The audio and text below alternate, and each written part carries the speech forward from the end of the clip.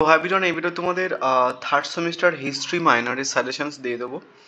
So এই ভিডিওটায় যে কোশ্চেন্সগুলো আমি তোমাদের বলবো দেন সেগুলো করে গেলে হয়ে যাবে, বাট কোশ্চেন্সের পরিমাণ একটুখানি বেশি। তার কারণ তোমরা সবাই জানো যে অলরেডি এই সিলেবাসের উপরে এবছরে 3টে পরীক্ষা হয়ে গেছে, এবং যে সাজেশন ভিডিও পোস্ট করেছিলাম ওদের জন্য, দেন সেই সাজেশন থেকে প্রায় বলতে গেলে সবগুলো চলে এসছে। তো সেই জায়গা থেকে তোমাদের 4 নম্বর পরীক্ষা এবার কী প্রশ্ন দেবে না দেবে বলাটা কাইন্ড অফ মুশকিল। বাট তাও আমি ভিডিওর প্রথমে কয়েকটা টপিক বলে দিচ্ছি, তোমরা ওই টপিকগুলো খুব ভালো করে করে যাও। একটা হচ্ছে কি দেশীয় ও বৈদিক সাহিত্যের গুরুত্ব, ঠিক আছে, নর্মালি। আর একটা হচ্ছে কি যে প্রত্নতাত্ত্বিক উপাদানের গুরুত্ব। টপিকগুলো আমি তোমাদের বলেও দেবো। দুটো টপিক হলো, আর একটা হচ্ছে কি যে হরপ্পা, ঠিক আছে, হরপ্পা সভ্যতা, 3 টপিক। আর একটা হচ্ছে কি তোমার প্রাচীন প্রস্তর যুগ, মধ্যপ্রস্তর যুগ এবং নবপ্রস্তর যুগ। এই 4টে টপিক খুব ভালো করে করে যাও। মোটামুটি 4 টপিক থেকে তোমরা দেখবে অনেকগুলো প্রশ্ন কমন পেয়ে গেছো। এবার হরপ্পার টপিকটা আবার অনেকভাবে প্রশ্ন আসে। হরপ্পার নগর পরিকল্পনা, হরপ্পার পতনের কারণ, হরপ্পার ধর্ম। তো এমনভাবে কিন্তু প্রশ্নগুলো আসে। যেমন দেশীয় ও বৈদিক সাহিত্যর এখানটায় হয়তো তোমাকে দেশীয় সাহিত্য তুলে দিতে পারে, হয়তো বলতে পারে যে বৈদিক সাহিত্যের উপাদান গুলি লেখো। এর প্রত্নতাত্ত্বিক উপাদানের মধ্যে হচ্ছে কি তোমার লিপি ও মুদ্রা। তো লিপি ও মুদ্রা না দিয়ে তোমাকে হয়তো শুধু লিপি দিয়ে দিল, বা শুধু হচ্ছে কি যে মুদ্রা দিয়ে দিল। তো সেই জন্য তোমরা প্রত্নতাত্ত্বিক উপাদানের গুরুত্বটা ভালো করে পড়ে নেবে। সো এই 4টে টপিক বললাম আমি, 4 টপিকটা ভালো করে পড়ে যাও, তোমরা এখান থেকে অনেকগুলো প্রশ্ন কমন পেয়ে যাবে। যাদের প্রিপারেশনস খারাপ, যারা পরীক্ষার আগের দিন রাত্রিবেলা পরীক্ষা মানে ভিডিও দেখছো, তোমরা ওই টপিকগুলো করে যাও, মোটামুটি তোমরা সাপ্লি পাবে না, পাস করা যাবে। এবার চলো, প্রথমে 5 মার্কসের প্রশ্ন দেখবো, তারপরে 10 মার্কস, তারপর 20 মার্কস, ঠিক আছে। অ্যান্ড তোমাদের কিন্তু অনেকগুলো প্রশ্ন পড়তে হবে। প্রথম হচ্ছে কি ঋগ্বৈদিক সমাজে নারীর এই স্থান নির্ণয় করো। নেক্সট 5 মার্কসের প্রশ্ন হচ্ছে কি সভা ও সমিতির প্রধান বৈশিষ্ট্য কী।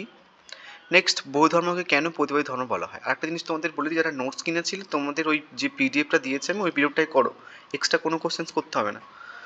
নেক্সট হচ্ছে কি যে মেহেরগড়ের সংস্কৃতি বলতে কি বোঝো, মেহেরগড়ের সভ্যতার টিকা লেখো, একই প্রশ্ন অ্যাকচুয়ালি। নেক্সট চিত্রিত ধূসর মূর্জাপাতের বৈশিষ্ট্য কী ছিল। নেক্সট বৈদিক যুগে জাতিভেদ প্রথার উপর সংক্ষিপ্ত আলোচনা করো বা বৈদিক যুগের বর্ণ ব্যবস্থা বিশ্লেষণ করো। নেক্সট মাইগলিত কি সম্পর্কে একটু টিকা লেখো, হরপ্পার ধর্ম সম্পর্কে টিকা লেখো। তারপরে হচ্ছে কি তোমার ষোড়শ মহাজন পদ সম্পর্কে সংক্ষিপ্ত টিকা লেখো, আলেকজান্ডারের ভারত আক্রমণের প্রভাব কী ছিল, আর গান্ধার শিল্প। টোটাল 11টা প্রশ্ন দিলাম। এই 11টা থেকে তোমরা মোটামুটি মানে যদি প্রশ্ন খুব কঠিন হয় তাহলে 5 মার্কসে টোটাল তোমাদের 5টা আসবে, 3টে লিখতে হবে। তো 11 থেকে তোমরা 3টে প্রশ্ন কমন পেয়ে যাবে। যদি পাঁচটাই কমন পেতে চাও তাহলে আরও কিছু এক্সট্রা প্রশ্ন আমি দিয়েছি, যেমন এই যে একটুখানি স্ক্রিনশট মেরে নিতে পারো, আমি একবার রেখেছি গৌতম বুদ্ধের মূল উপদেশে বলি, সংগ্রাম সাহিত্য, বা প্রাচীন ভারতের ভারত সম্পর্কিত ধারণা, বা অষ্টাঙ্গিক মার্গ, বা ভারত ইতিহাসের উপদেশের প্রশস্তির গুরুত্ব, এটা এখান থেকে বেশ ইম্পর্টেন্ট। অ্যান্ড সংগ্রাম সাহিত্য আর অষ্টাঙ্গিক মার্গ।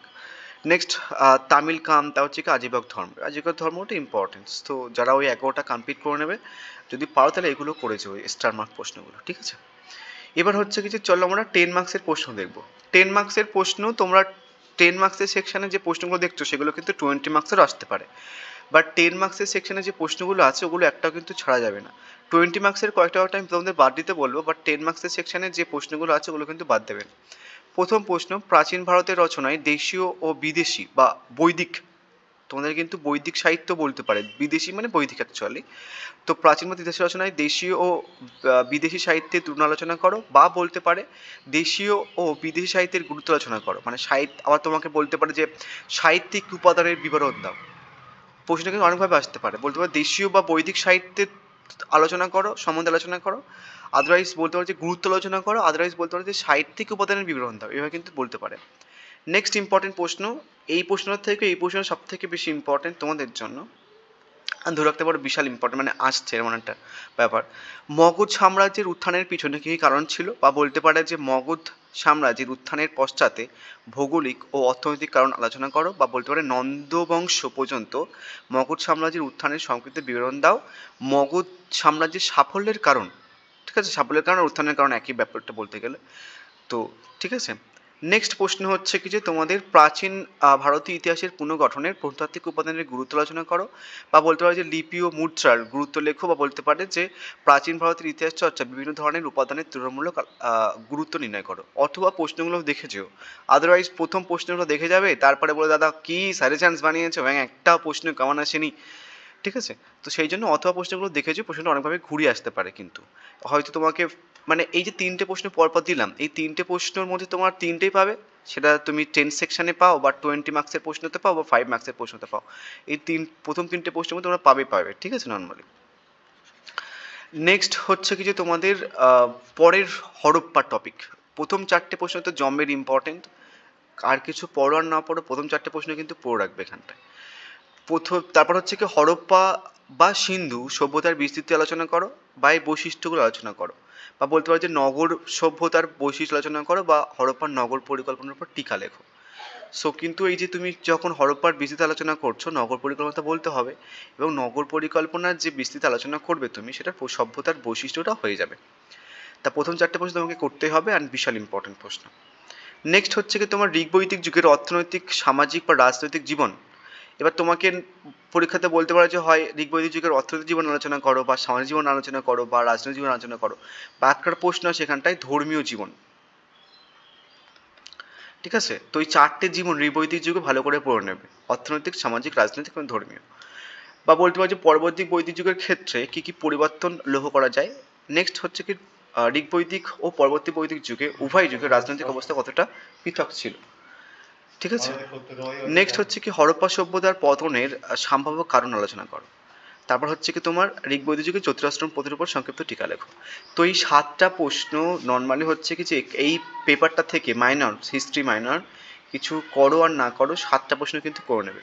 এখান থেকে তুমি 10 মার্কসের প্রশ্ন কমন পেতে পারো, 20 মার্কসের প্রশ্ন কমন পেতে পারো, এবং 5 মার্কসের প্রশ্ন কমন পেতে পারো, ঠিক আছে? তো সেই জন্য এই 7টা প্রশ্ন খুব ভালো করে নেবে। এবার 20 মার্কসের প্রশ্ন দেখো,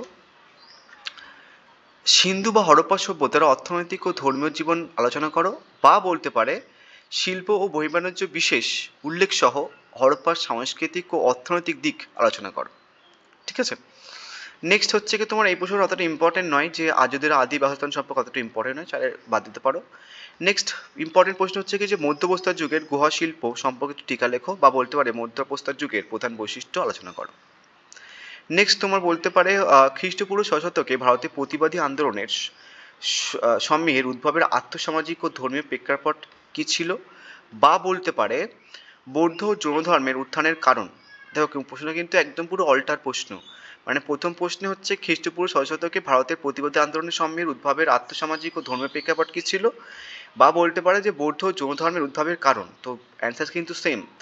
বা বৌদ্ধ যৌন ধর্মের উত্থানের কারণ যখন তুমি পড়ে নিচ্ছ, তখন দেখবে যে পার্থক্যটা তুমি করে নিচ্ছ ওখান থেকে, হয়ে যাবে অ্যাকচুয়ালি উত্থানের কারণ যখন পড়ছো। এবং প্রশ্নটা অনেকভাবে ঘুরিয়ে আসে, জানো তো, নর্মাল অনেকভাবে। যেমন হচ্ছে কি বৌদ্ধ যৌন ধর্মের পথ, মানে ধর্মের পথ প্রস্তুতি করেছিল তুমি কি মানো, বা বলতে পারো যে বৌদ্ধ ধর্মের উত্থানকে তুমি কিভাবে ব্যাখ্যা করবে।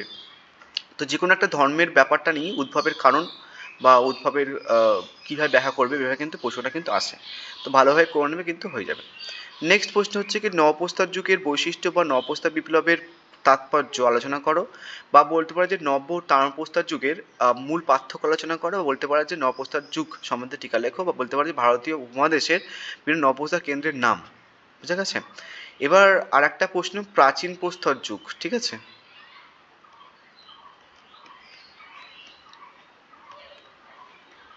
সো প্রাচীন প্রস্তর যুগটাও একটুখানি চাইলে দেখে যেতে পারো 5 মার্কসের জন্য। সো আর্য সমস্যা বিশ্লেষণ করো, হিস্ট্রি ও ইতিহাসের মধ্যে পার্থক্য লেখো। নেক্সট তাম্রপ্রস্তর যুগের সংস্কৃতির বিকাশ ও বৈশিষ্ট্য আলোচনা করো। সো এবার 20 মার্কসের মধ্যে থেকে সব থেকে বেশি ইম্পর্টেন্ট প্রশ্ন হচ্ছে কি যে তুমি যদি দেখো তাহলে হচ্ছে কি এই প্রশ্নটা সব থেকে বেশি ইম্পর্টেন্ট প্রশ্ন, এই প্রশ্নটা সব থেকে বেশি ইম্পর্টেন্ট প্রশ্ন। নেক্সট হচ্ছে কি তোমার আর্য সমস্যা, আর এটা আর এটা, ঠিক আছে? আর বাদ বাকিগুলো তুমি না করে দিলেও কোনো সমস্যা নেই, বাট করে যেও, সবগুলো প্রশ্ন কমন পাবে। অ্যান্ড তুমি যদি এই ভিডিওটার যতগুলো প্রশ্ন আছে সমস্ত প্রশ্ন কমপ্লিট করতে পারো, তুমি হচ্ছে কি যে 5 মার্কসের 5টা প্রশ্ন কমন পেয়ে যাবে, 20 মার্কসের 4টে প্রশ্ন আসে 2টো লিখতে হয়, 4টেই কমন পেয়ে যাবে, 10 মার্কসের 4টে আসছে 2টো লিখতে হয়, 4টেই কমন পেয়ে যাবে, ঠিক আছে? তুমি পরীক্ষা দিয়েছে আমাকে বলো যে কমন পেয়েছিলে কিনা। অ্যান্ড যদি কেউ এখনো নোটস না নিয়ে থাকো বা না কেনো তাহলে টেক্সট করতে পারো অ্যাকচুয়ালি, পেয়ে যাবে নোটস। Thank you.